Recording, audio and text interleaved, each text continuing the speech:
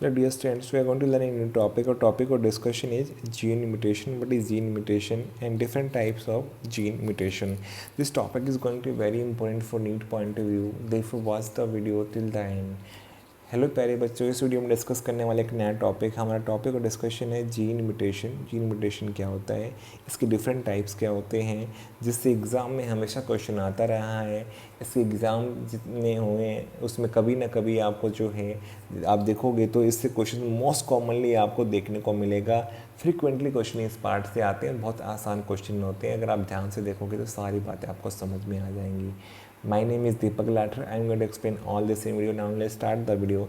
Our topic is gene mutation. जैसे आपको पता है यहाँ पे म्यूटेशन जो होगा, जो चेंज आएगा फिनोटाइप में, वो जीन में चेंज आने से होगा। और जीन क्या है, स्मॉल सेगमेंट ऑफ डीएनए।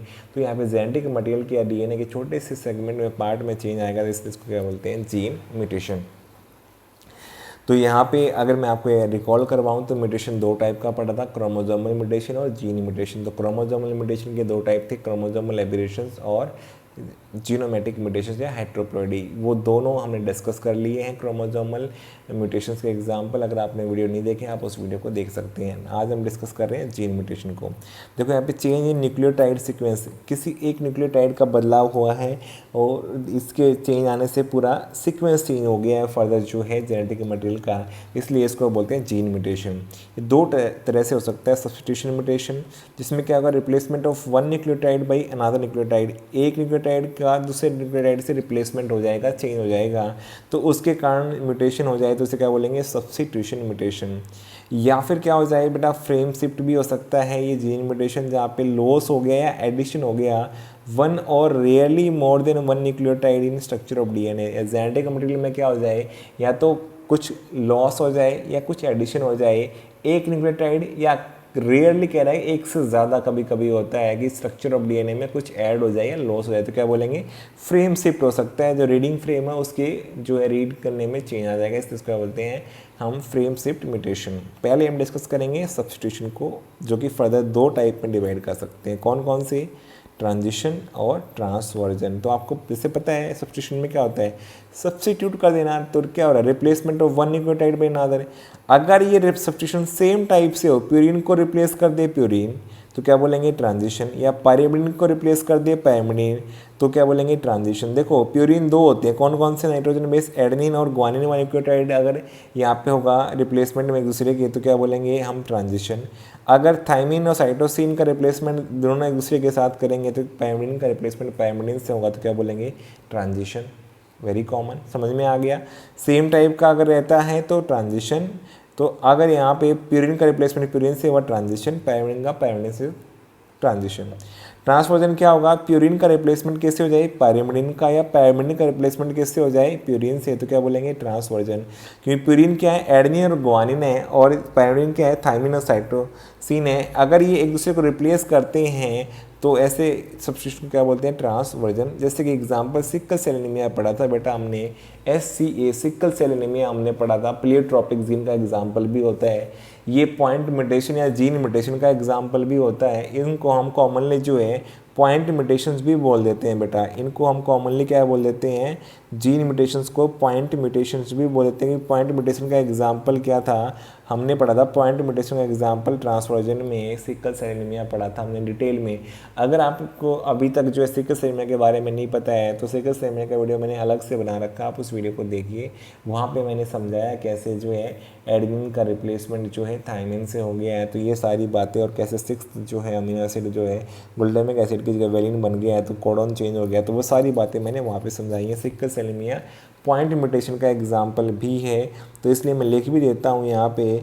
इसको हम क्या बोलते हैं, पॉइंट म्यूटेशन। इस वाले को हम क्या बोलते हैं बेटा, जीन म्यूटेशन को हम पॉइंट म्यूटेशन क्या बोल देते हैं, पॉइंट म्यूटेशन भी हम इसी को ही बोलते हैं।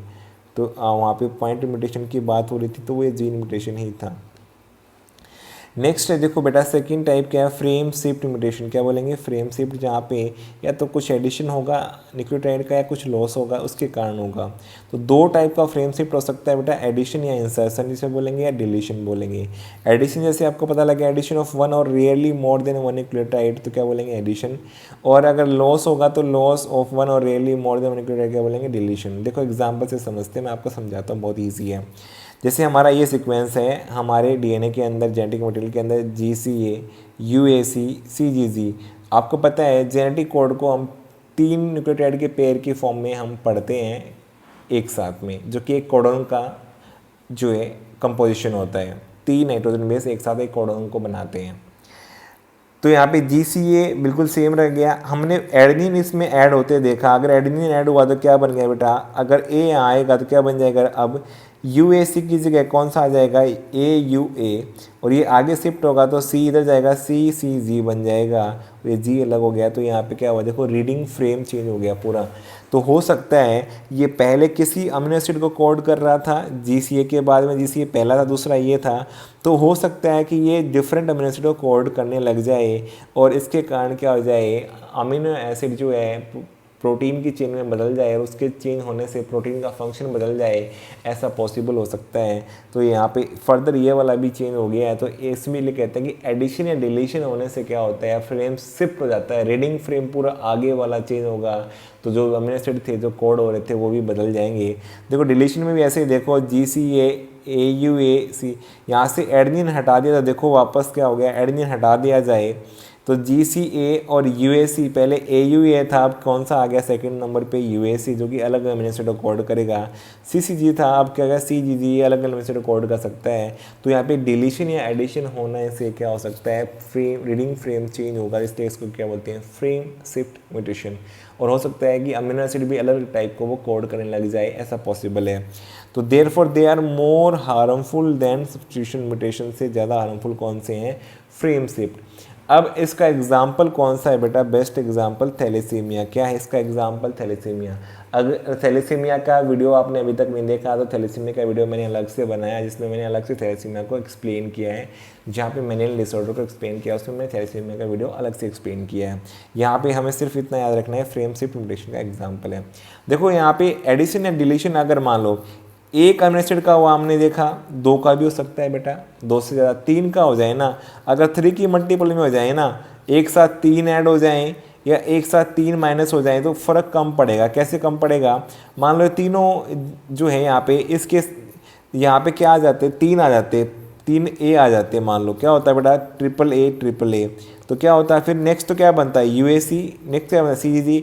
इसका मतलब एक साथ 3 आने से क्या होगा, इफेक्ट तो पड़ेगा लेकिन उसका इफेक्ट जो है कम होगा थोड़ा सा, as compare to single change आने से जो इफेक्ट पड़ रहा है।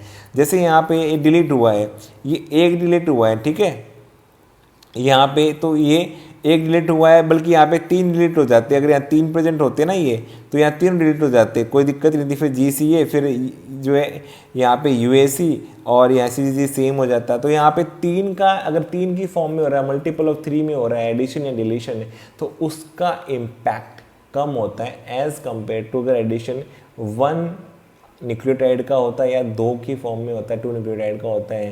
तो इसलिए क्योंकि रीडिंग फ्रेम के ऊपर इफेक्ट 3 के एडिशन या डिलीशन होने से जो है लेस हार्मफुल होता है as compare to addition of single और 2 न्यूक्लियोटाइड यहाँ पे अगर होता है सीक्वेंस के अंदर। तो आपको याद रखना है इस पॉइंट में भी कि यहाँ पे डिफरेंस किस चीज़ का है। तो मुझे उम्मीद है आपको ये सारी बातें समझ में आ गई होंगी। तो आपको पहले एग्जाम्पल याद कर लेने हैं। ट्रांसवर्जन या सब्स्टिट्यूशन का एग्जाम्पल क्या है, सिकल सेल एनीमिया है, और फ्रेम शिफ्ट का एग्जाम्पल क्या है, थैलेसीमिया। और दोनों में से कौन हार्मफुल है, frame shift more harmful as compare to substitution. तो मुझे उम्मीद है ये सारी बातें आपको समझ में आ गई होंगी। अगर आपको वीडियो पसंद आया तो वीडियो को लाइक करो, कमेंट करो, चैनल पर नए चैनल सब्सक्राइब करो, अपने फ्रेंड्स के साथ शेयर करो। Thank you for watching the video.